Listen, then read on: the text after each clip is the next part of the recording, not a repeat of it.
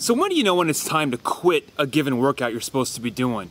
When's there the difference between quitting a workout and stopping because you're not getting what you need from the workout? Hey everyone, it's Graeme Street. You're joining me here on my cyclo-core channel or YouTube. And as many of you know, I am segueing my fitness from my 2014 cycling season to finishing up or starting really my running season for the year, starting with the Vermont 50. Ultra run coming up at the end of September, so only 3 weeks away, give or take. As many of you know, it has not been a stellar 2014 riding season for me. In fact, it's probably been one of my worst riding seasons in almost 30 years. And that shit happens. I mean, that's just part of being a cyclist. I think if you're not prepared to have a bad season or a bad workout or a string of bad workouts, then don't ride, or don't ride with the idea of making ongoing progress, because you need to have those setbacks, ironically, to have steps forward. Today is a good example of my build cycle as I get ready for the Vermont 50 Ultra Run. This will be my first time running the Vermont 50 as opposed to riding it, which I've done several times before. Had a PR last year on the mountain bike, which was a highlight of my 2013 season. A little bit apprehensive about running it, I'm not going to lie to you. My running's been going well. As many of you know, I wrapped up my riding season this year with the D2R2 2 weeks ago. That was the Deerfield Dirt Road Randonnée, for those of you that don't know. If you didn't listen to that podcast, you should. It was a really great opportunity for me to break through a pain barrier and find out really what was my body was made of as far as performance, fitness, and longevity for this year go. So although I didn't have a great riding season this year, I learned a lot about myself and how to get through things that suck and are painful, which is an important set of lessons to learn when you're a rider. Now today is 2 weeks out from D2R2, so I parlayed that riding fitness with almost no rest right into a huge block of running last week, about 50 miles of running, which for many of you hardcore runners, 50 miles in a week might not seem like a lot, but for a hardcore cyclist that's turned into a runner, 50 hard miles in a week is a big deal. I had 3 2-hour runs. I had a couple solid 15-milers. I had some pretty hardcore uphill running last week. I am on my second run of this week. Today was supposed to be 3.5 to 4 hours long. I made it about an hour and a half in. Granted, I took some of the hardest trails in my area available, and the humidity has been up sky high here in the Northeast. So although it's cool today, the humidity is about 85 or 90%. And although that's having an effect on me, I think my body is just cooked. After last week and the D2R2 the week before, I anticipated that my fitness would begin to take a bit of a nosedive.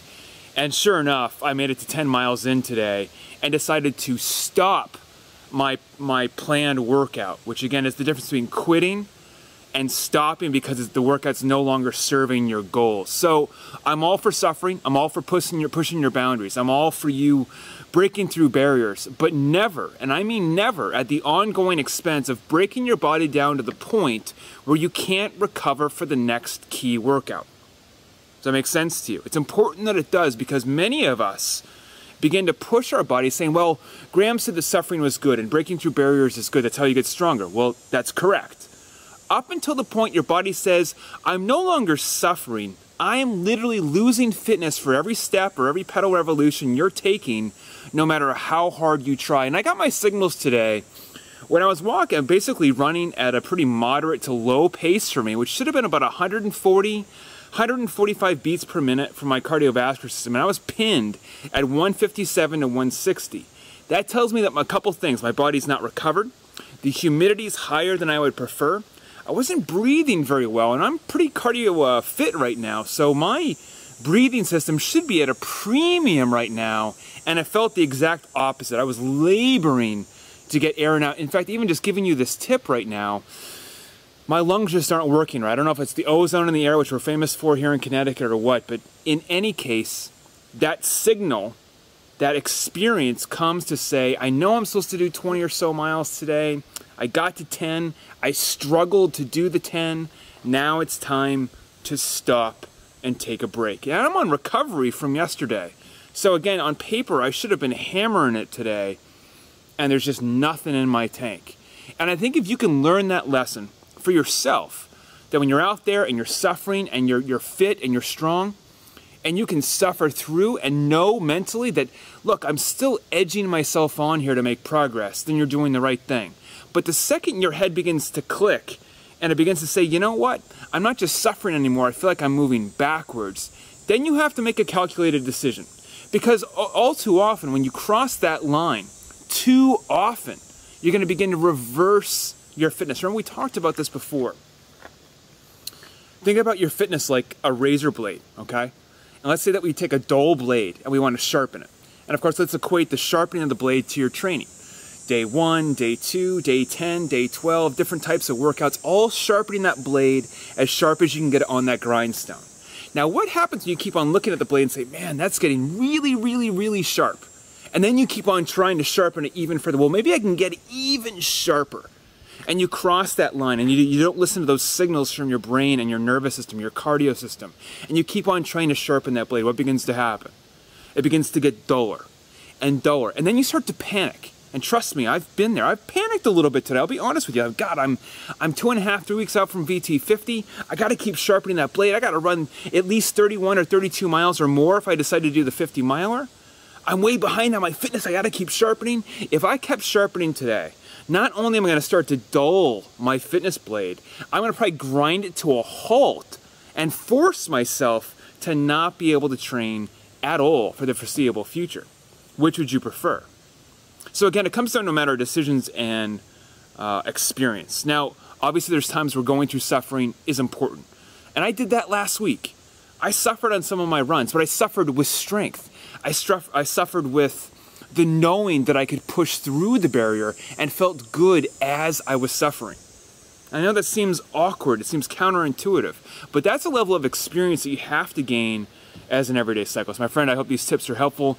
As a quick reminder, I have my new Cyclo-90 cyclo-cross training system coming out in the next 7 days or less.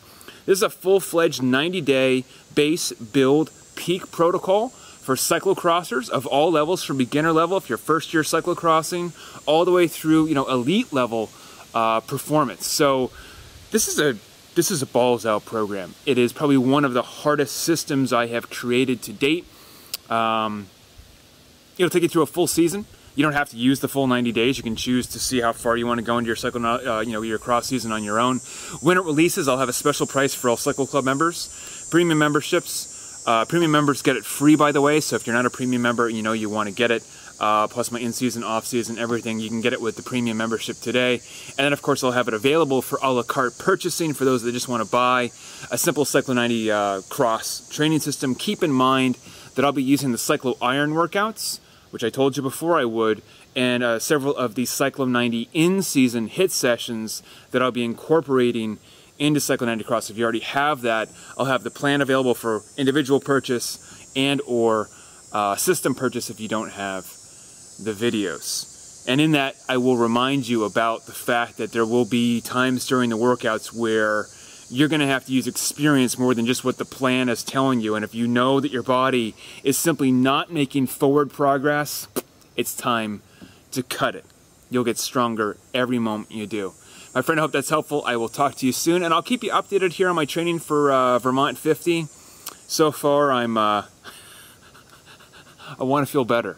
I'm feeling fit. I'm just not feeling good up here, but that's been the struggle of 2014 so far. I'll talk to you soon.